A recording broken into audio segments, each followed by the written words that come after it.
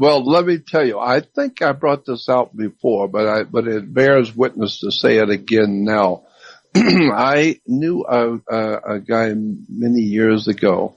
I knew somebody many years ago that had the talent for being able to tell me what was going to happen to me, sometimes a year ahead, 6 months ahead, but he would tell me in minute detail exactly the day and the date and the day and what time of day, exactly what time of day, and where I will be and who I will be with and what I will be wearing and what colors I will be wearing, and the woman and the other man with me, what they're going to be wearing. And we're going to be in a particular car, and he told me what color the car was, and what it was, and what was going to happen, and we would all three be there as witnesses.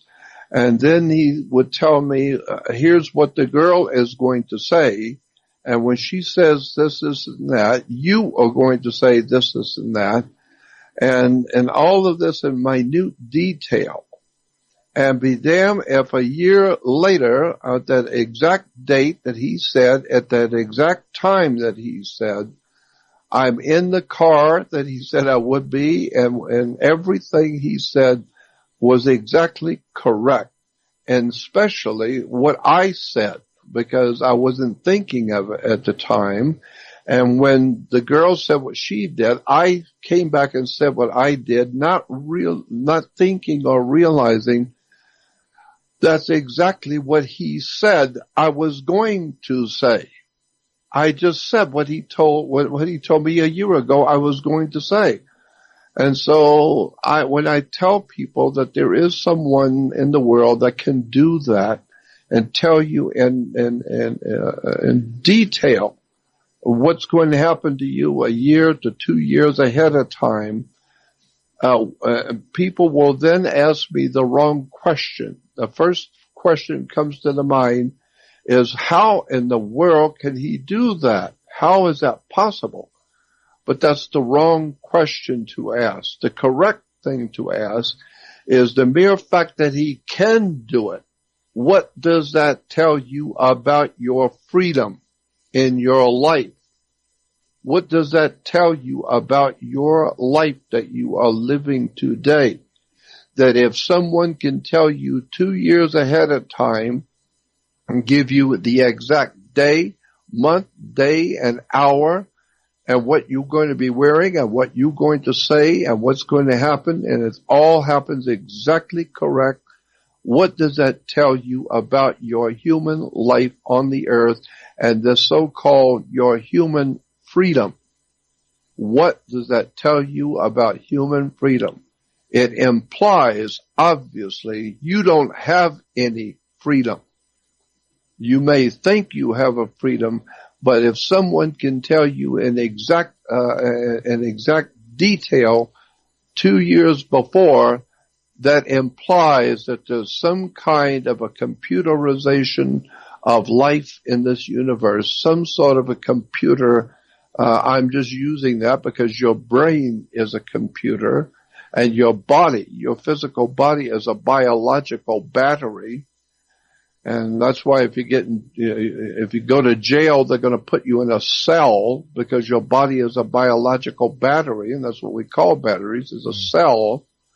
And so when you see that your brain is a computer, your body is a battery, and we now understand the concept of Wi-Fi, meaning that many computers can be tuned into one circuit or one source and have different programs and different shows all going at the same time from the one source. Well, that's what it looks like now to me, that all of us, with our different minds, our different personalities, our different ways of viewing things, but we're all computerized. All of our brains are the same. And there's some kind of a Wi-Fi connection that we have with the divine, that people have called God, with whatever it is that's out there that is, over us. And then when I think about the reaction of, say, fish and birds. How many times have we seen pictures with thousands and thousands of fish in a school shooting along in the water, and all of a sudden they all turn instantly. Instantly, they all turn and go an opposite way, and then instantly they turn all at one time, and they all turn and go a different way. Well, birds have done that. We see them doing that, where the whole flock of birds will be flying one way and instantly they turn and go a different way together. Everyone made that decision at that very moment. What does that imply? It implies that there's some kind of an unseen presence over us that seems to be playing out some kind of a pre-programmed life system in this universe. And the more I look at the earth and the more I begin to contemplate all that we see out there in our telescopes of planets, and the planets are all beautiful, but they're just round planets with zero, nothing but dirt. But our planet is so consumed with so much life from flying creatures to dinosaurs to fish. The oceans are filled with life, and all the kinds of life forms that we have on the earth. Where did this planet we call Earth, where in the hell did it come from? And why is it we are so inundated with life forms that are coming and going? I mean, the whole systems of life forms die, but that's all right. It's all right, because whole systems of life form are coming into being continually. So you really need to go back and think about this earth, who we are, how did we get here, and why is it that some people are able to read not only the Akashic record of the ancient past and tell you things, but they can also tell you in detail what's going to happen to you a year, two, or more in the future. What does all of this imply about your life? Well, I think that there is something actually to that. And let me go on to add another dimension to this question. I had a very dear friend when I met him. He was like 80 years old, and I used to go and visit him all the time. He was an old Navy guy. He was a Navy pilot. And when I was talking with him the last time, he was about 93, 94 years old. And we were visiting. I was visiting him in his home, and he with a bunch of other people, and he was telling us about an experience that he had. This is a 94-year-old man, a Navy guy, but he was telling me that he was a squadron leader, I think the term would be, where he was leading a whole group of other planes, and he was the lead captain, and he said we were in the Bermuda Triangle, and he said, and when you go through the Bermuda Triangle, pilots know, and everybody else who's done it knows, that your compasses immediately, once you enter the Bermuda Triangle, your compasses do not work correctly. They immediately your compass turns to true north, not magnetic north. Magnetic north is the way compasses work. But when you go into the Bermuda Triangle, for some reason, compasses point directly to true north. And he said, but he was leading a whole group of planes. He was the head one, and he was the leader. And he said, and I told my co-pilot to take over. I was going to go back in the bathroom, and I was going to take a smoke and whatever, and then I'll come back. So he said, so I got up and left the plane to my co-pilot, and I went in the bathroom, and he said, when I came out, I was in a different plane, completely, totally different plane. And he said, and everybody, all the guys in that plane, I recognized from, it was an old airplane I was in. And he said, and their uniforms were old, military uniforms. And he said, I was absolutely floored. He said, I had no idea in the world what was going on. I'm in a different plane. And he said, then they looked at me and immediately grabbed me, thinking that I was a stowaway, even though I'm wearing my uniform. They can tell that I'm a captain. And he said, and they brought me up to the captain of that plane, and he and the captain jumped at me and said, what are you doing on this plane? And he said, I'm placing you under arrest. He said, and we'll deal with you when we land. And he said, and I told him, no, this is my plane. And he said, no, you're in my plane. He said, and I looked at the plane and realized I don't know how to fly this. It's an older model and I don't know how to fly this thing. But I'm in this guy's plane, and it's all military, and so was I. And he said, and so I went back to just wait until they land, because I don't know what to say. I don't know what's going on. He said, so I went back into the bathroom, and I came back out, and now I'm back in my plane. And he said, all I'm telling you is that at 94 years old, I'm telling you the truth. I was in another man's plane. I was in another plane completely. And somehow or another that happened in the Bermuda Triangle. And so I'm thinking to myself that I've heard all the stories from all the different experts about the different dimensions, but I have myself personally, seen things from other time periods, from prehistoric time periods with my own eyes. I have seen things which I know existed millions of years ago, but I saw them just like they were right there in your face on the day I saw them. And so I know that there's some kind of a connection that we have in our life today, that there are other dimensions which are existing all around us. And of that, there is no doubt in my mind whatsoever, because I've seen too much. I have heard too much from other people who don't know each other.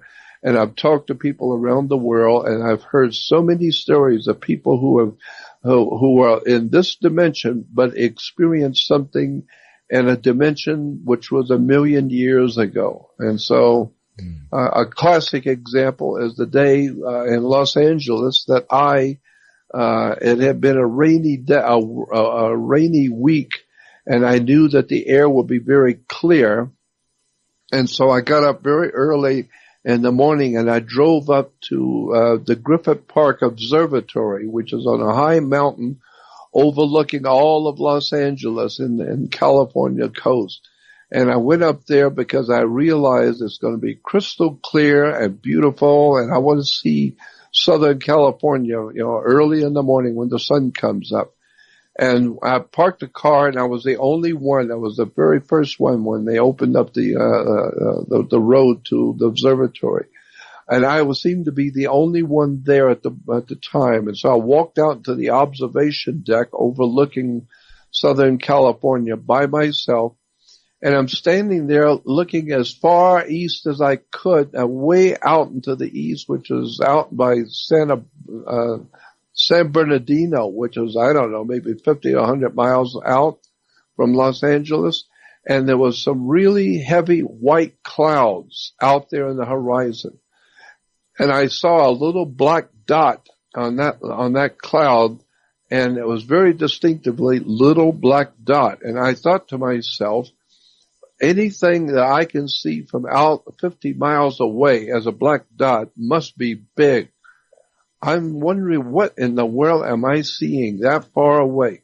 And so I stared at this black dot, and since there was so many white clouds between LA and San Bernardino, I could watch it as it was coming toward me. And as it got close to Los Angeles, as it came in close, it came right over my head. And I was the only one there, but I saw a pterodactyl. This incredible bird was so enormous, so huge. I recognized it instantly. I know what a pterodactyl was supposed to have looked like from all the artwork and etc. And so this thing was enormous. It looked like a 747, but it was not flapping its wings. It wasn't flapping its wings. It was caught in the stream of air and going extremely fast. It passed over me like 4 to 5 times faster than a 747 would. But it was enormous in size, and it went straight out toward the ocean, towards Santa Monica, and my mouth was open. I couldn't believe I'm seeing a pterodactyl. And as it went over me, it went toward the ocean. Santa Monica was at the ocean, and I watched it as it was going towards Santa Monica, and there was a heavy cloud mass out over the Pacific, off the coast of Santa Monica, and out of that heavy cloud mass, 5 other pterodactyls came out, one by one. They were following each other. The first one came out of the cloud mass. The next one followed. The next one followed after that, and eventually all 5 of these pterodactyls came out of the cloud, and then the one that passed over me came and joined them, as if they was expecting him or something. But the one that flew over me went out and joined them, and then the 6 of them circled around the city of Santa Monica in a circle, and then one of them began to go back into the heavy cloud mass over the Pacific, and each one of the others followed until all 6 had gone back into the cloud mass, and they were gone. I saw a pterodactyl right over my head.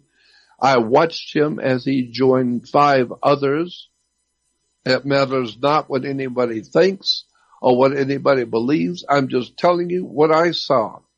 Now, the mere fact that I know what I saw tells me that I was seeing a different dimension. For that moment, I was able to view into another dimension, because pterodactyls don't normally fly over Los Angeles, but they did that morning for sure. Not and nowadays, so I don't know what to say about it, with the exception that the idea of a different dimension now begins to make a little more sense to me. And therefore, what is really going on this earth that we are experiencing right now, and where is the human race, all of us together?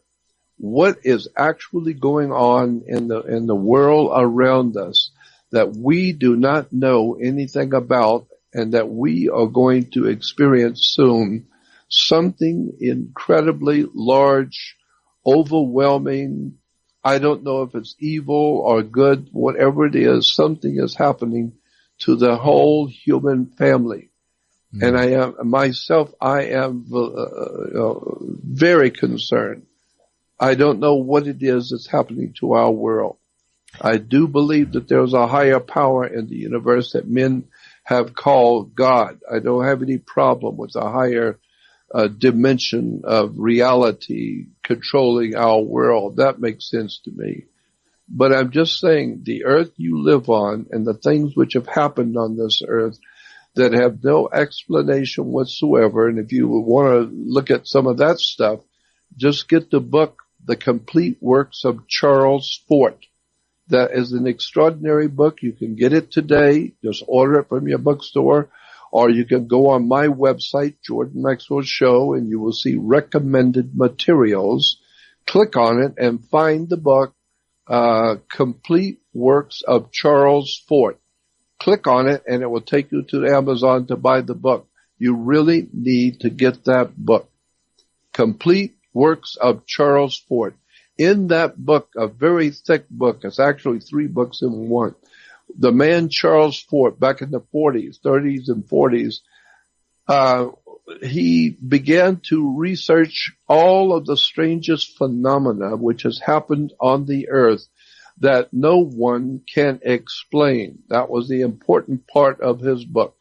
Things which have been reported in newspapers, magazines, and in the media that have happened on the earth.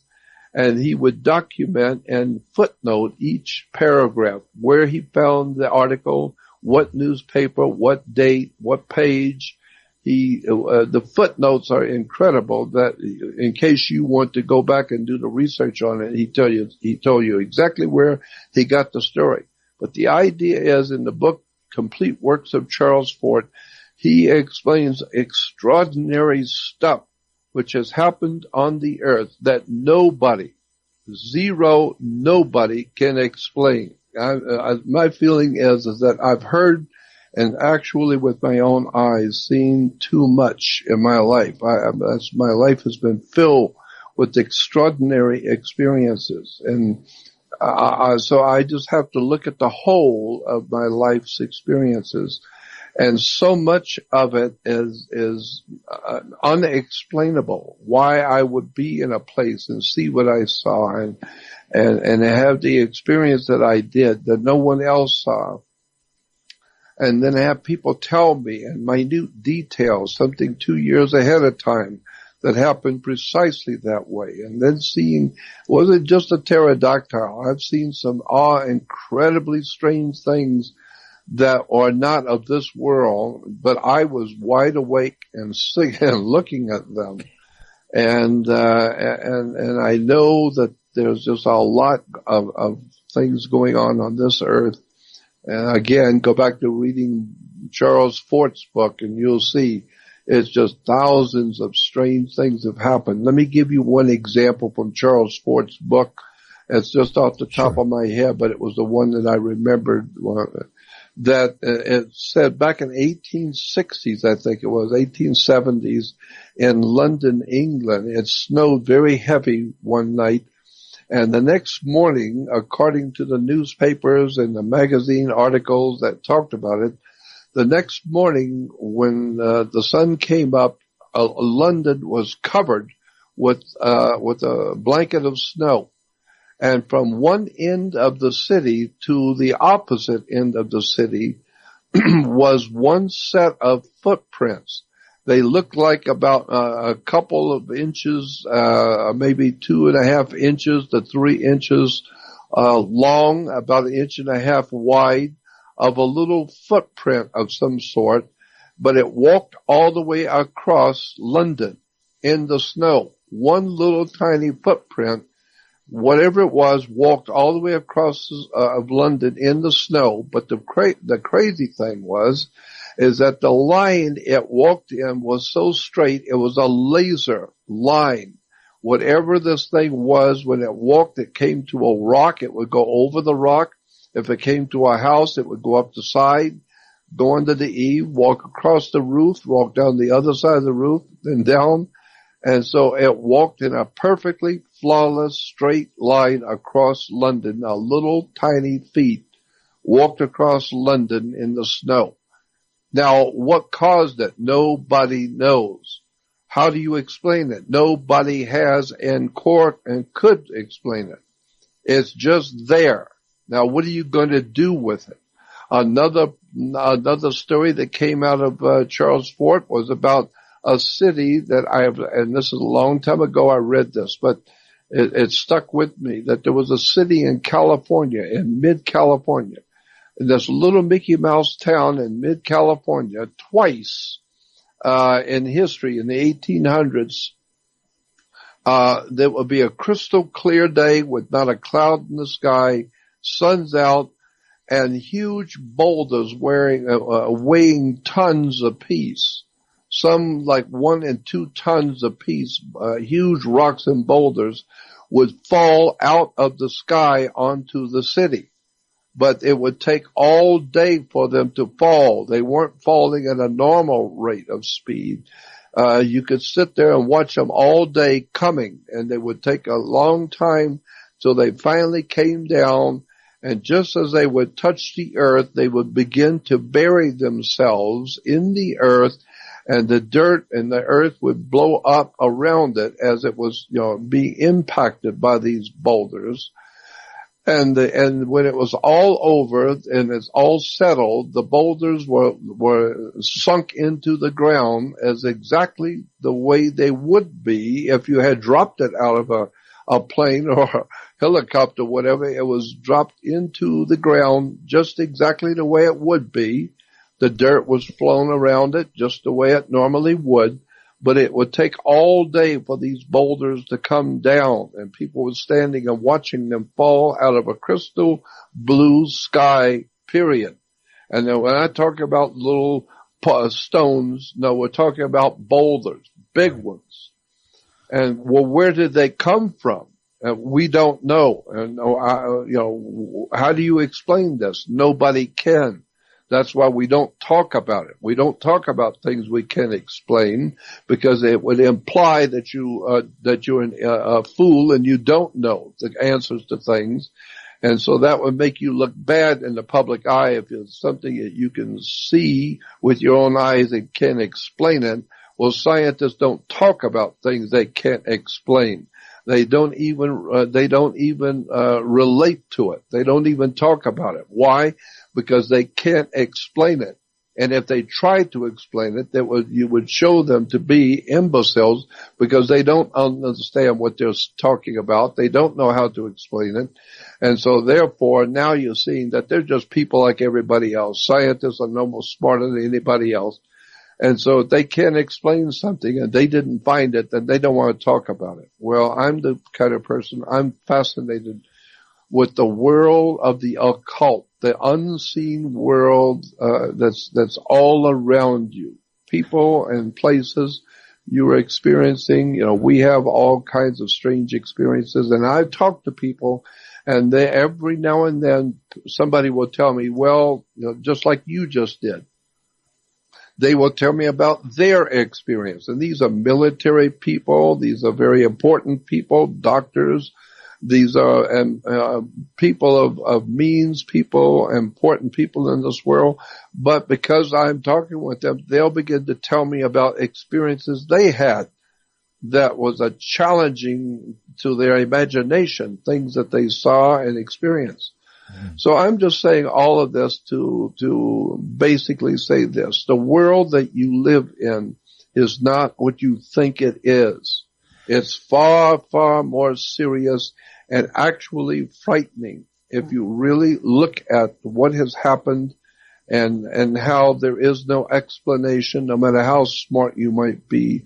Experts do not have an explanation on the stuff that's gone on in this world. Well, I like what the scientist, my dear friend Stanton Friedman said once in answer to questioning him about the presence of flying saucers and aliens. And he said the same people that will tell you that they saw an alien or flying saucers or whatever, and he said, and you want to laugh at that, but if that same person went into the court and put their hand on the Bible and swore that they saw you with their own eyes kill someone, you'd have a very difficult problem in your life, because you have better find out how to prove them wrong, because they are an eyewitness and the court will accept that. The court will accept that if you say you saw someone do something, that's the way it and that's the way it stays in the court. Until you can rebut it and prove it wrong, then there's an eyewitness against you. Well, if that same person tells you that they saw a UFO or a little small creature that you've never heard of before, that's ludicrous. The idea is you can't have it both ways. One of my dear friends I was talking with just recently said, and he called his cousin. He said, my cousin had an experience, and he wanted to talk to you. So we called him on the speakerphone. And this young man, he was a teenager, older teenager, but I could tell he was really frightened. I could tell in his voice. He was really scared. And he said, he was telling us what happened to him and his girlfriend. He said, we parked, this was in Los Angeles. He said, we parked at a 7-Eleven store. It was about midnight, 1 o'clock in the morning. And he said that we were the only car in the parking lot at the moment. And he said we saw a cat on this brick wall that divided the properties. He said this cat was sitting on the brick wall looking at us, And he said it was very, very strange. It was looking straight at us. And he said, and then it jumped off the wall onto the ground, and it was a man with a cape. And he said it was so frightening to us that we had no idea in the world what we just saw. This cat jumped off the wall, and in its descent to the ground, it became a man in a cape. And he said, and this man stood there looking at us. And he said he didn't walk, but he moved. He kind of floated from one end of the parking lot to the other end of the parking lot where there was another wall. And then instantly he turned into a cat and hopped up onto that brick wall on the other side. And so this kid said, it scared my girlfriend and I. And I could tell he was legitimately frightened. And so what do you make of that? A cat that turns into a human and then a man turns back into a cat. Well, that sounds interesting and all that silly nonsense, but I'm saying it's not silly nonsense. Two young people are telling you what they saw. And if they are telling, and if what they saw actually happened, what does that imply about the life that you think you are living on this earth? Nobody is thinking very seriously, and this is why I like that comment. When nobody is, when we all think the same, nobody's thinking at all. And so you need to question what is going on this earth, what is happening to us politically that has nothing to do with politics. There's a higher power in the universe which is overshadowing our human existence, and things which are happening, the leaders of this world have no choice to do. They have no way out. They must do what they must do. And so what does that mean for the political and the social arrangement we call the human race? What is going on with the human family on the earth? It appears that we have lost our way. We've lost our vision. And going back to what the Bible said, where there is no vision, the people perish. Meaning we are all dying each day and never realizing the implications of where we are in space, what our earth is, with the connections that we have to our galaxy. What in the world is actually the truth on the earth that we live on? Because we know just from hearing every day stuff that's going on in government, black projects, we're being told that we today have technology that we can travel through the stars. We just haven't told you yet. And so I've been involved in too many people around the world telling me things and showing me stuff that it's just a mind trip. And we could talk about some of those things on another time, but the world we live in is not what you think it is, and that's the bottom line. So if you think you understand God, you better go back and do your homework, because God is simply dog spelled backwards. And the spiritual implications of the human race and how we operate as humans. And when you're born, where did you come from? And when you die, where are you going to? And why is it that we see so many times ghosts and spirits of someone who died, but they have their animal with them? They have their little dog with them, and that was in the vision. People say they saw their mother or their grandmother in a vision or in a ghost form, but she had her little dog with her. What is that telling you? So I'm just saying we need to back up and realize that the world we live in is far stranger than you imagine, and you better start looking at it intelligently and realizing something is happening to the human race, and it's going to be involving the United States and us as a people, and what's coming to our country, and who is in control of the destiny of our people of America. Where are we going as a people? What is happening to our country and to our young people and to the human family itself? I believe we are in a very, very dark and serious time of finally beginning to wake up to the reality that is so far above our heads we don't even begin to know. And that's why I think the stuff that's happening, I see happening in our country today, something is going wrong. Something bad something's wrong with our world system, and it's falling apart.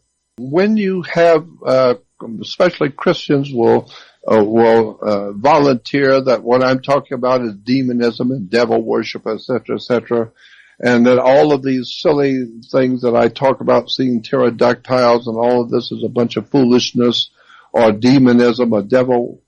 But what you're not thinking about, Christians are not thinking about, go back into the Bible, into the Old and New Testament, and read about the strange things which happened according to the scriptures when Moses lifted up his arms and the ocean and the great oceans opened up and millions of people walked through the bottom of the ocean, when there was fire from heaven and demons and poltergeists and devils and demons and a man in the New Testament.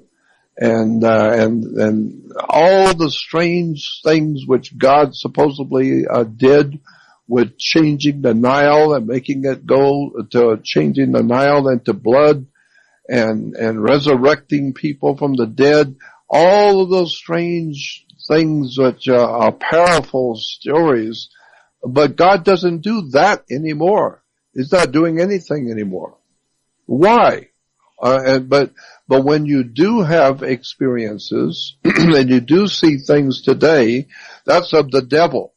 Because anything that's not in the scriptures, that's of the devil. Well, what about Moses reaching out and seeing the ocean divide itself so people could walk on the bottom of the ocean, on the floor of the ocean?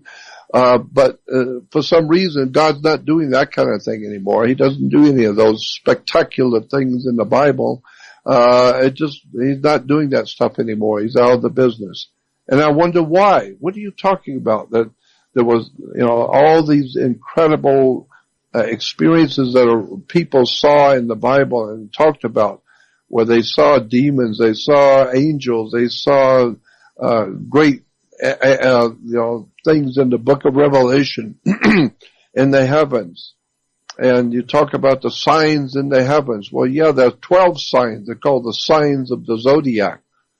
The 12 signs of the zodiac. So if the Bible tells us to watch for the signs in the heavens, well, that's zodiological signs in the heavens. So I'm just saying that if you're going to condemn somebody who's telling you what they experienced, it's the same thing that if you were back in the biblical days and God gave you a vision, people would mock you and laugh at you and say that you were crazy because, the Romans called the Christians, according to the history books, the ancient Roman Empire, Christians were referred to as atheists. They were godless, according to the history books. Why? Because they didn't worship the Roman gods. And if you don't worship the Roman gods, you're obviously an atheist. And therefore, when you begin to look at Christianity in its very beginnings, Christianity was nothing but a retelling of a religion that was already in existence in Rome. In the Roman Empire, there was a religion called Mithraism. And Mithraism was the main state religion that almost all Romans belonged to and accepted as the major theological truth of the day in the Roman Empire was Mithraism. Well, Mithraism later on mutated and it became known as Christianity today. But go back and read the history books. I don't write history books, I just read them. Go back and read the history of Mithra. And you will begin to see Mithraism was the beginning of Christianity in the ancient Roman Empire. It's an extraordinary story about the coming down through history, marched through human history of religion and philosophies and ideas about the divine presence in the universe that men have called God. I mean, there's all kinds of gods and belief systems that have developed over the tens of thousands of years ago. And I am totally convinced that all of these ideas have been given to us by higher extraterrestrial minds that have been feeding us these ideas. There's a scripture I found in the Islamic what's the name of their book again? The Quran? The Quran, yeah, I'm sorry. I'm getting old and I've got too much stuff going on in my mind. But in the Quran, as God says, I'm just paraphrasing. I'll have to find it and give you the exact scripture, but it says in the Quran, we, W-E, meaning more than one, we have given you your religion. We are the ones who came down and gave you your religion. Right. We. And I'm thinking, what do you mean we? We have given you your beliefs and your religion. That's in the Quran. Well, it's obvious somebody higher up is communicating with us, with humans, and they're telling you, if you're reading the Quran and you think you know about God, well, we, W-E, more than one, we gave you your religion. We are the ones that came down and gave it to you. See, but well, if that's the case, you better go back and find out who's we. Well, first of all, if you go back to the book of Isaiah, I think it's about Isaiah, I'm not really sure which chapter. I think it's 51, but it's in the book of Isaiah. You can find it on the web, where God says, I have created all things. I am all things. I create good. I create evil. I bring life. I take life. I create murder. I create death. I create life. I create good. I create evil. And I create justice, but I create crime. And so the idea being, if there is one God, period, over all creation, then whatever is in creation, that God created it. And so if we have demons and devils, well, where did they come from? Well, God created them. But people do not ask the right questions. I've been asking Christianity for years. What about all of these questions you've never been able to answer? I mean, you talk about that God loves us and God is protecting us, etc. But did God? Was it God that created the blood-sucking bats? There are bats that do nothing but drink blood from other animals. Did God create that? Well, if you remember in the scripture when Moses supposedly goes before Pharaoh and he takes his staff, he tells his brother Aaron, give me your staff, and he takes the staff and he throws the staff down in front of the Pharaoh, and the scripture said the staff became a living snake. And you think, well, that's incredible that just a stick on the ground becomes a living snake. Well, but the scripture goes on to say that the magic practicing priest standing next to Pharaoh ordered his priest to do the same thing. And it says, and the magic practicing priests from Pharaoh, they threw their staff down and it became a living snake. And now the two snakes are fighting each other. So I'm saying, I was 10 years old and asking in school, in religious school that I was going to, at a very early age. Well, wait a minute. If that means that the evil, that's the devil's work. Well, wait a minute. If the devil can create something that's alive, just like God supposedly just did. Well, the devil created with his magic practicing priest, and the stick became a snake also. Well, then does that explain to us where blood drinking bats were created, or snakes which are poisonous snakes, or animals which are predator animals. Where did these evil things that come from? Black widow spiders that can kill you, and all kinds of strange creatures that are deadly and poisonous. Who created them? Did the God that loves you create the poisonous snakes and poisonous creatures on the earth that kill humans? So you need to go back and look at the whole of creation and do some thinking about what God simply means, because believe me, the human family has created its own idea about God and about theology and Christianity, etc. But these are all the teachings and the thinkings of men. Right. And what's really incredible in my mind is the fact that the 2/3 of the whole New Testament, so many of not only what was called the epistles, or the 2/3 of the New Testament story and the Christian scriptures was written by a man named the Apostle Paul.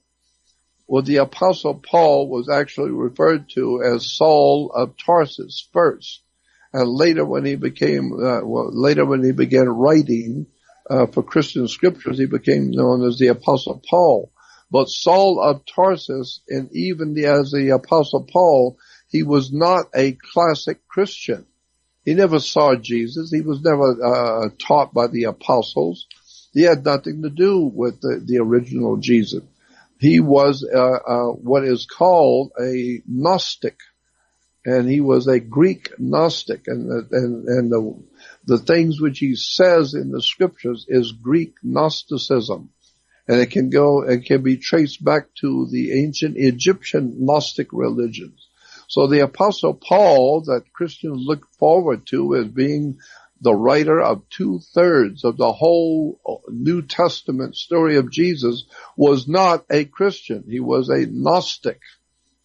And so if you understand Gnosticism, that's why there was such a persecution of the Gnostics during the early ages, during the early days of the Christian religion, because the church did not want people to know that the Apostle Paul was not a Christian. He was a Gnostic. Go back and do your homework, and you will find so much that's written in the Bible was written by people you don't even know existed, and they were talking about things you've never heard of before.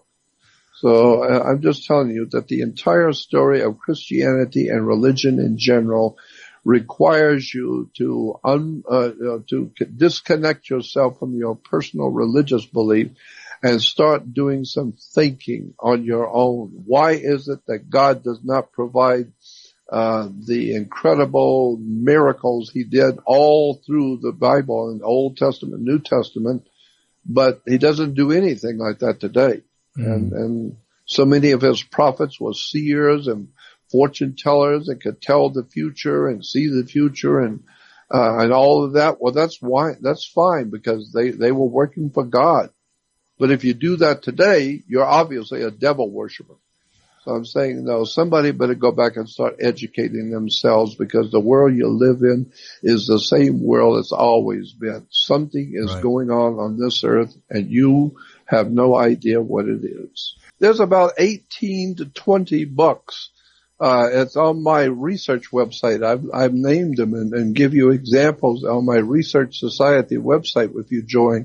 But there's about 18 to 20 books that are mentioned in the Bible today. If you get the King James Bible, and you're reading it, you will come across about 18 to 20 different books that are mentioned in the Bible as important.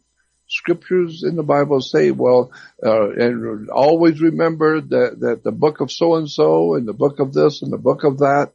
So there's about 20 different books that are mentioned in the Bible, but are not in the Bible. They are just mentioned in the Bible as important. And so, where did those books go to? Where did they go? Well, they were taken out of the Bible. And why? Because they were Gnostic texts. They were Gnostic books.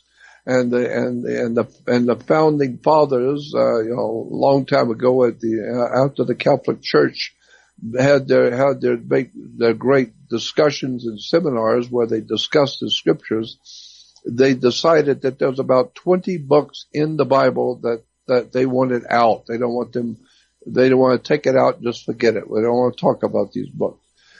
But the books are mentioned in the Bible as being from God. They are godly books, but the church has taken them out and do not show them. Well, the original King James did not have the book of Revelation, which it does today, but it did have the Gnostic Gospels in it. It did have the 18 different books that are not in there today. They did have it in the original.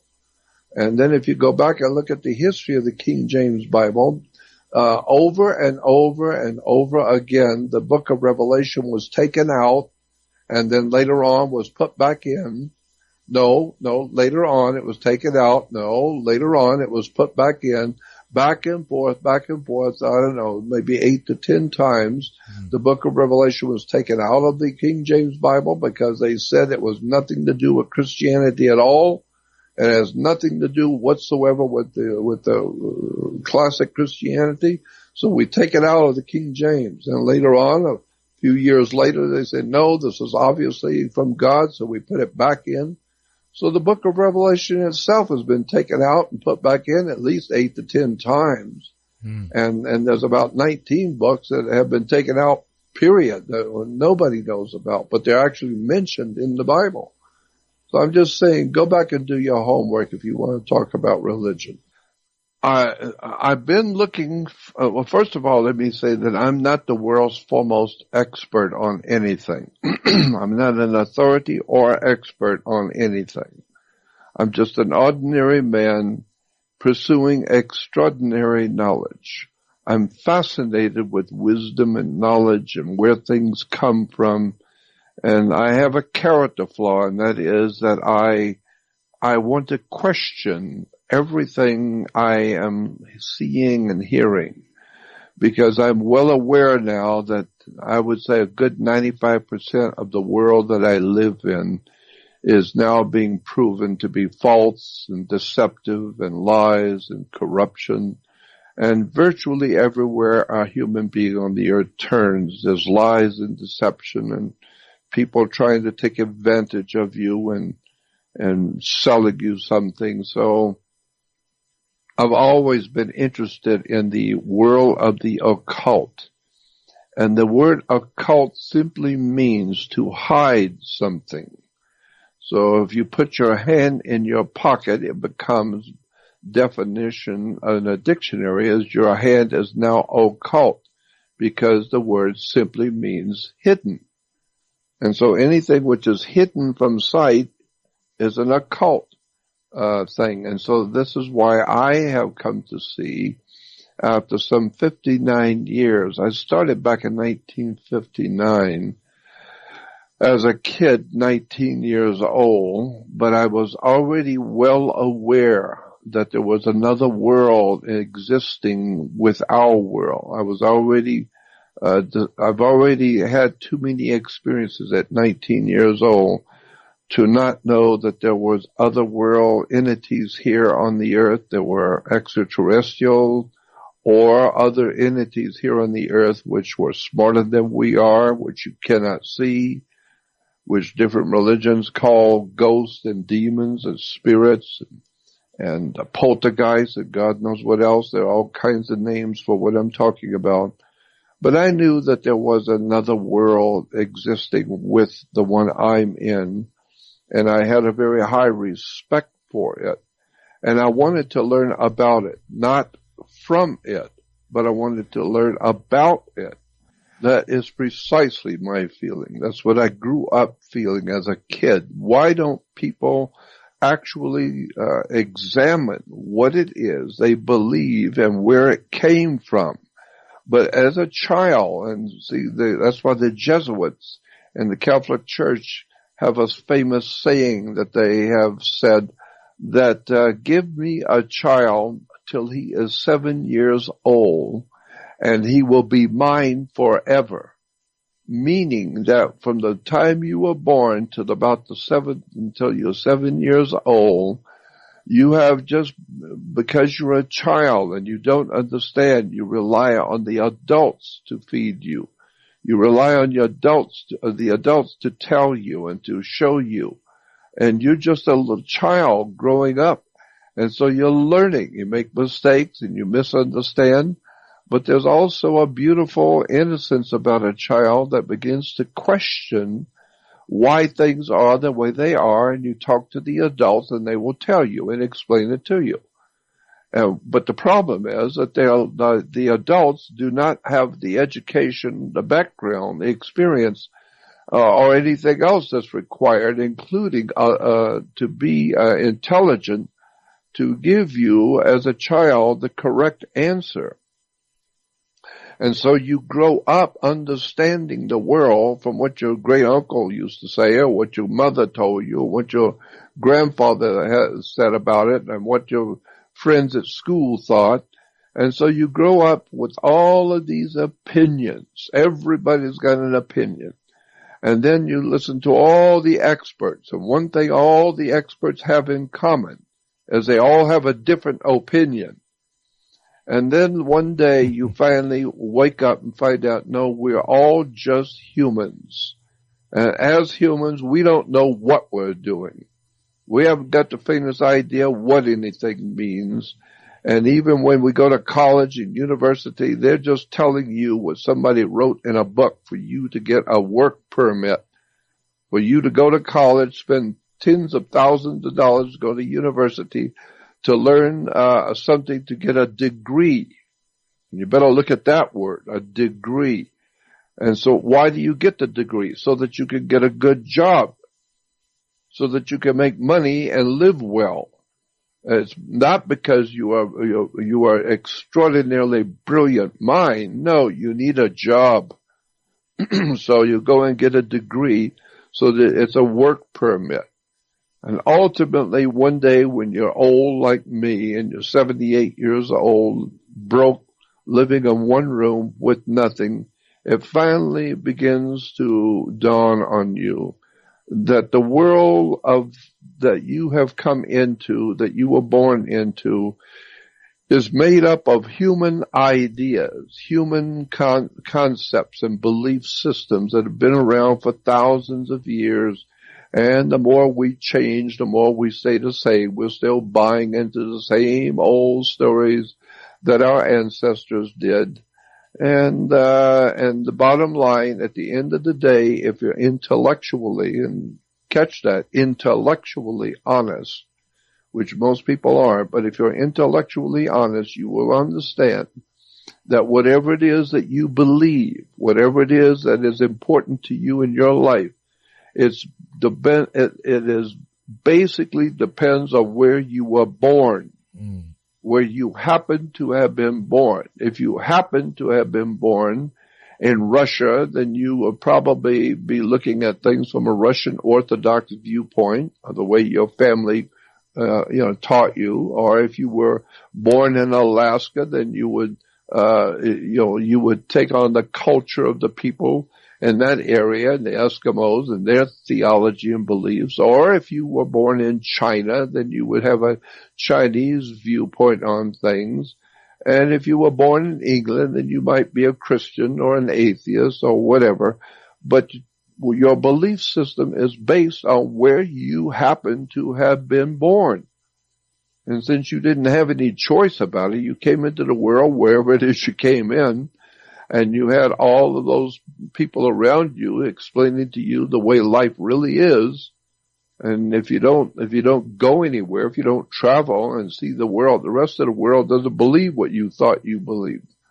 And so I've always understood that the world is based on what you think and what you believe based on where you were born. You will find all the different scriptures in the world are very complete. All the scriptures are complete. It's all there. Whatever it is you need to know, it's all there. And it coincides with other scriptures, and everybody knows that they have the truth. And all the different religions, they have the truth. And obviously, whatever particular religion you happen to be belong to is obviously the correct one. Obviously. Why? Because if you thought for a moment that the people down the street from you and their church and their particular religion had the truth, then you would already be there with them if they had the truth. But obviously they don't have the truth. They just have some book or some writing by somebody. But you have the actual truth. Why? Because that's the church you go to. And you're not a fool, and therefore you would not be going to that church if there was even a hint that it might not be true. So therefore, you are going to a particular religious belief because you know beyond a shadow of a doubt that this is the absolute correct way to understand theology of God in a religion. And so everybody else on the block feels the same way about their beliefs. And so the bottom line is, if you look over the earth with an open mind, you will finally see the entire world is lying in the power of the wicked one. The conceptual idea is that the entire human race is so full of bull and so lied to and so corrupt and so ignorant as to understand where their belief systems have come from, and they will fight you to defend their particular beliefs. And therefore, like you said, these belief systems, somebody's given us all these scriptures. Somebody's giving us all of these religio-political ideas and philosophies that we grow up up to 7 years old. We grew up hearing and believing, and we now have our own religion. And that's the difference. And I've said this before, but I say it again. That's the difference between theology and mythology. Theology is the worship or the study of God. Theo is God in Greek. Therefore, if you want to study the subject of God, it would be called theology. But then there is another kind of study that's called mythology. Mythology is based on the word myth, which means a story, basically. It doesn't mean it's true or not true or good or evil. It doesn't mean anything. The word simply means a story. Well, there's all kinds of stories. It may be true, it may not be. It's just a story. So now, how do you know the difference between a mythology, it's just a story, and theology, the correct understanding of God? How do you tell the difference? Simple. The way that you understand God, the way you and your family and the way you and your church or your group understand God is called theology, the way you understand God. But the way somebody else across town, the way the other people in another city, the way they go to a different church or a different religious service, they have a different view of God, completely different from you. So obviously what they have is mythology, because you would not bother yourself with a simple story, a myth, a mythology. You have the truth. Therefore, you are studying theology. But your neighbors in town that are going to different religious beliefs and have different religious garb and all that, they are actually worshiping a myth because they don't have the truth. You got the truth. And if you thought that they had the truth, then you would go down and join them and go to their mosque, or they would come to your synagogue.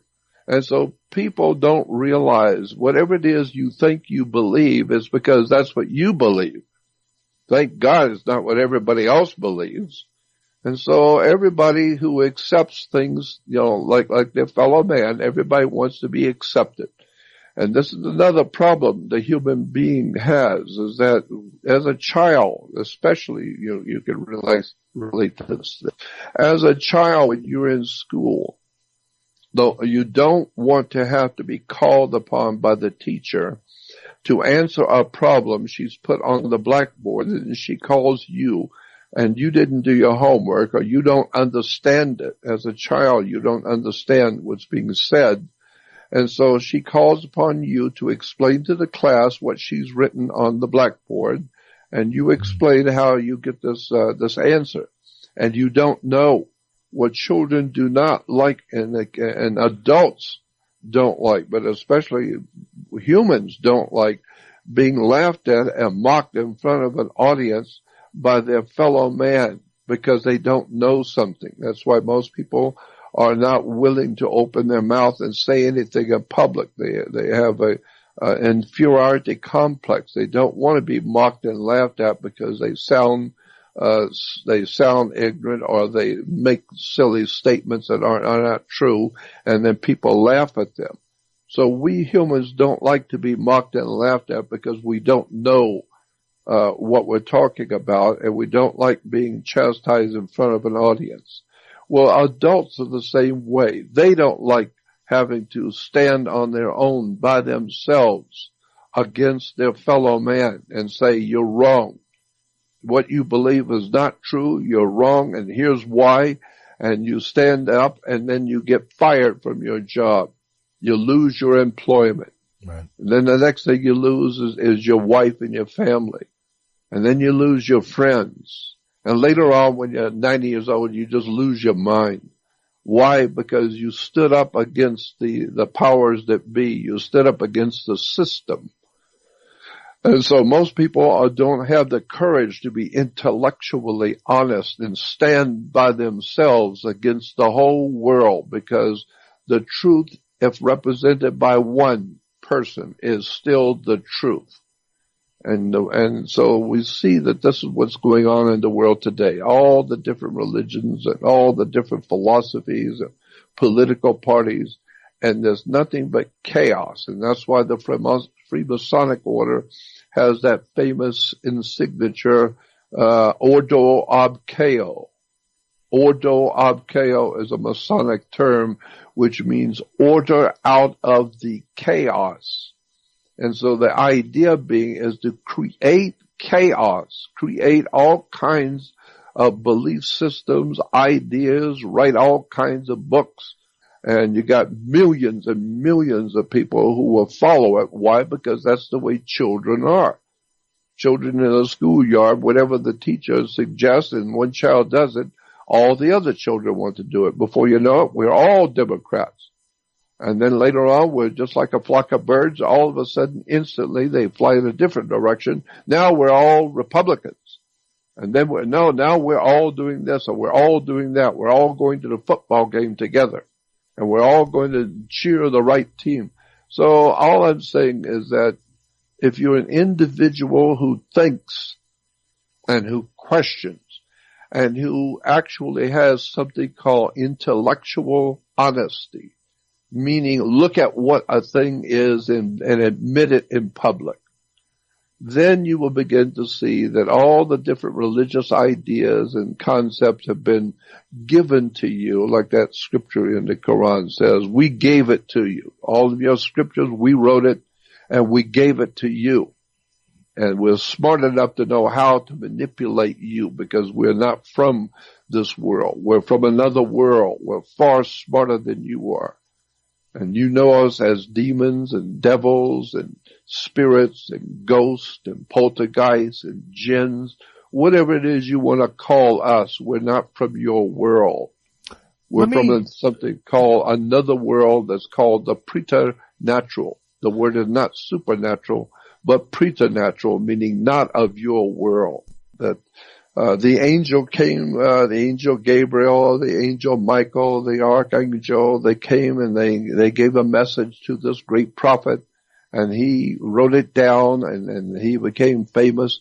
But what we don't realize is that this is a human tragedy, because somebody comes up with years ago, somebody came up with an idea of a hula hoop. And incredibly, overnight, all over the world, everybody was into hula hoops. Everybody. All the nations of the world. Russians had hula hoops. Chinese had hula hoops. Everybody had. And you've got to wonder what is going on here. And again, I will bring up the same example as before. When you see thousands of birds flying as in one direction as one unit, and instantly, in a blink of an eye, they all turn and go in a different direction. Just as you will see fish, schools of fish, and you will see thousands of fish, and they're all going in one direction, and instantly they all turn and go in a different direction. How is that possible, that they all make the same decision instantaneously when there are thousands of them? The same thing is true with us. We all are just like all the other animals on the earth. We love to go to the football game. Why? Because everybody else is going. And then everybody's voting for this Republican, so we're voting for him. Everybody's going to see this particular movie because everybody loves this particular song. And therefore, we love that particular song. Why? Because all of our friends and neighbors. And so you find out, no, we are like the animals. All of us are just going from one place to another, and somebody is leading us. Somebody's giving us these new ideas, the new religions, the new concepts, what we call the new technology. And we're being led by someone that we cannot see. We're being led by some kind of a presence on the earth that is leading the destiny of the human race. And we are nothing more than ignorant, ill-informed, self-centered, egotistical, unread goofballs, humans like the fish, like the school of fish, like the birds. We're bird brains just like them. And we just go along to get along because that's what everybody at the school believes. That's what everybody at work believes. That's what everybody's into. So we want to be loved and we want to be a part of our family and all of our community. So we will agree and go to the same church or believe the same thing. None of us have the guts to stand as an individual and say, I don't buy any of it publicly. And here's why. And then present your argument, and no matter what it costs you, which has cost me my wife, my family, my livelihood, it's cost me everything in my life. But I don't care. I'd rather be who I am and say what I think than to buy into something just to keep my wife happy, just to keep my family happy, just so I can keep my job. I don't buy into this system. And so I understand the system. I know how it works. And this is why today our world, the entire earth, whether it's flat or not, the entire world that we live in is now under the auspices of world communism. The idea is that we are all now living in common. It's called commonism. And because we're all common, we all live in a community. And so therefore, even in England, they have the House of Commons. And then you have the royalty. The royalty don't buy any of this crap. The royalty only concerned with one thing, money and control and violence and murder. That's all they know. It's organized crime at the highest levels. But they do realize that the rest of the people collectively have got an IQ of 40, so they refer to them as commons. And so it's the House of Commons with all the people out in the street, and then once in a while you'll see the Queen drive by in her gold chariot and flip a cigarette on your children because they are royalty. They have a divine right to rule you. Why? Because you're too damn stupid to rule yourself, so they own you. They've set up a system by which they actually, in fact, own your blood, your body, and it's called International Maritime Admiralty Law, in which your body is a security on the New York Stock Exchange, which is run out of London. This world that you live in is so incredibly corrupt, outrageous, downright stupid, and yet people have bought into it hook, line, and sinker.